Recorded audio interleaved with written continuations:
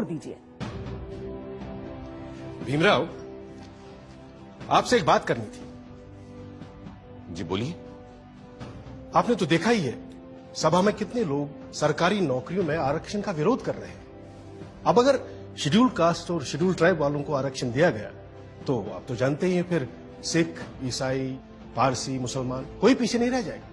हाँ, मगर सिख, ईसाई, पारसी, मुसलमान या किसी और का मुकाबला अनुसूचित जनजातियों के साथ नहीं हो सकता।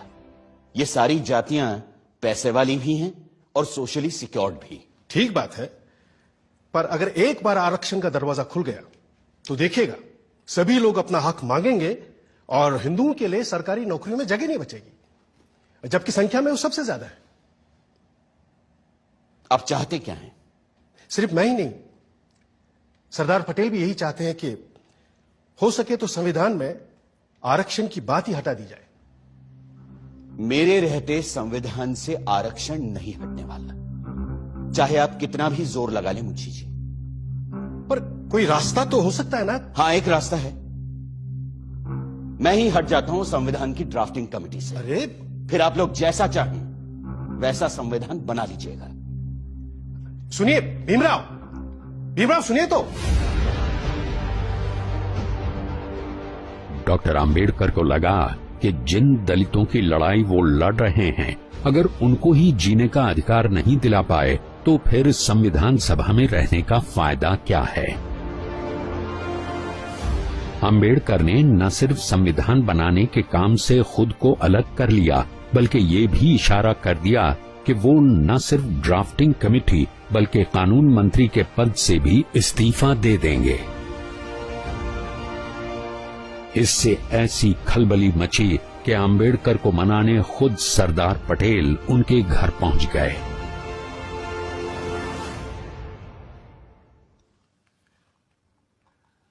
मुंशी जी की बातों से आप नाराज हो गए भीमराव? लेकिन वो तो आपकी बात लेकर आए थे मेरे पास, इसीलिए मैंने कहा कि मैं ही ड्राफ्टिंग कमेटी से हट जाता हूं। आप तो जानते हैं कांग्रेस क्या पूरे भारत में दूसरा और कोई है ही नहीं जो हमारे संविधान को आकार दे सके। खुद बापू भी यही कहा करते थे। लेकिन आप उनकी बात मानते कहां हैं पटेल जी?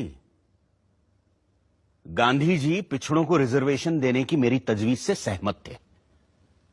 पंडित नेहरू ने तो खुद पंडित होते हुए भी यह कहा कि सदियों से हिंदुओं ने निरीह अछूतों और आदिम जातियों को बेबसी, दरिद्रता और अशिक्षा में रखा। फिर अगर हमें उन्हें सबके साथ बराबर लाना है तो हमें उन्हें स्पेशल ट्रीटमेंट देना ही होगा। आपकी बात सही है, पर आप तो जानते हैं कि बड़े पदों पर हम मेरिट के आधार पर ही लोगों को ले पाएंगे। तो फिर क्लर्कों की नौकरी के लिए इतना बड़ा जोखिम उठाना? जोखिम? मुझे तो इसमें कोई खतरा नजर नहीं आता। खतरा यह है कि अगर हमने एक विशेष वर्ग को आरक्षण दे दिया तो बाकी के लोग भी आरक्षण की मांग करेंगे और भारत भर में जातिवाद का ये जहर फैलता जाएगा। जहर तो हमने पिया है सदियों से और फिर भी हम जिंदा हैं। रीढ़ की हड्डी तोड़ डाली आप लोगों ने हमारी, फिर भी हम लोग खड़े हैं। अरे एक बार हमें अपने बराबर आने का मौका तो दीजिए पटेल जी, फिर देखिए कैसे हम आगे निकल जाते हैं। और यह काम बिना आरक्षण के नहीं होगा। अगर फिर भी मेरी बातें आपको जहरीली लग रही हैं तो मैंने अपना इस्तीफा तैयार रखा है, आप खुद लेते जाइएगा। मैं बड़ा जिद्दी आदमी हूं आम्बेडकर जी, लेकिन मूर्ख नहीं हूं, किसान हूं। देखकर ही बता सकता हूं कि कौन सा बीज कल मुझे अच्छी फसल देगा।